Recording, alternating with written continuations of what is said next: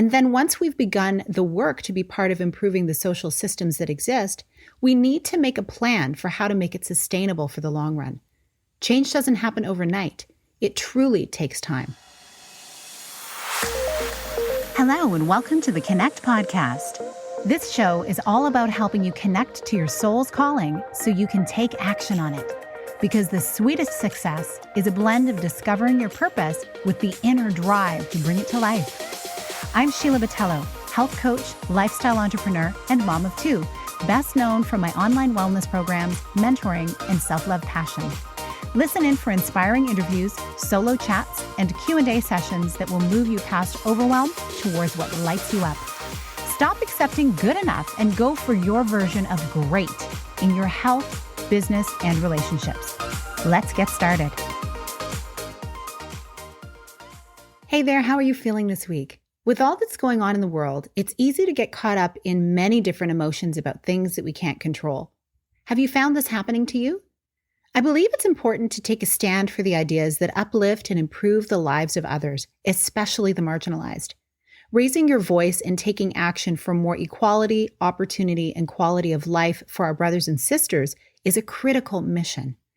And then once we've begun the work to be part of improving the social systems that exist, we need to make a plan for how to make it sustainable for the long run.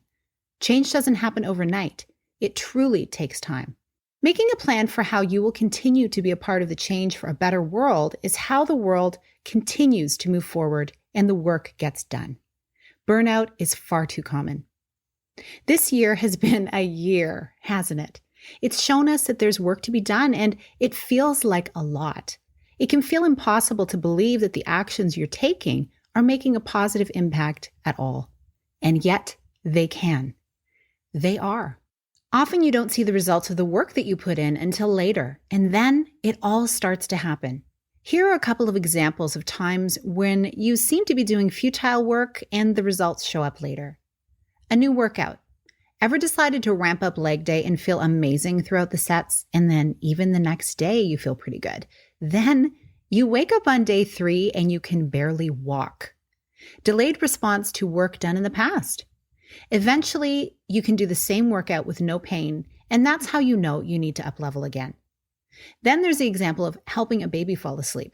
This one can bring up lots of emotions. I'm not sure if you've had this experience, or if you have, what it's been like. But in my case, we tried a few different things to help our first child sleep once he was above his birth weight. And after a few weeks of different strategies, we realized that he needed to cry a bit before he fell asleep. With close monitoring, it took 3 days for him to self-soothe to sleep. It didn't happen right away. And then with our second son, it took even less time. I guess we were more comfortable. Therefore, the baby was more comfortable. They've been amazing sleepers ever since that time, so the struggle in the beginning was so worth it. These are really minor examples compared to big world changes, but think about times in your life where you put lots of work in and wondered if it would ever be worth it. A new relationship, your education, a career move, a new health habit, following a creative passion. Even if you put in the time and decided to switch directions, you still made progress. So, once you realize that change takes time and it's often worth it in the end, have grace on yourself through the process and focus on nourishing yourself for the journey ahead.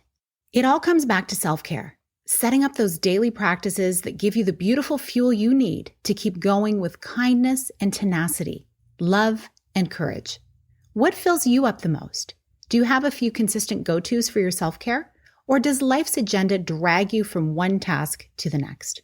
So many people have shared with me that having a short morning and evening ritual help ground and energize them, reconnecting them to their greater purpose as they move through their day. It allows them to show up with more presence and power. And who doesn't want more of that? If putting such a thing into practice has been sitting on your to-do list for a while, I encourage you to begin. If you don't know where to start, download the free guide I have linked in the show notes below this episode. It's got some great ideas to get you started.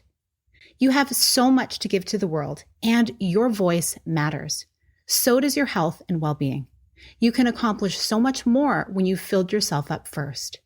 Thanks for being here. Please share this episode with a friend who you want to encourage, and let me know what came up for you as you listened by sending me a comment on Instagram at Sheila A. Botelho.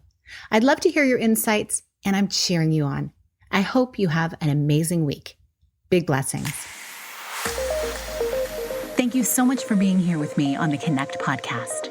If you like this episode, please share it with someone you think would enjoy it.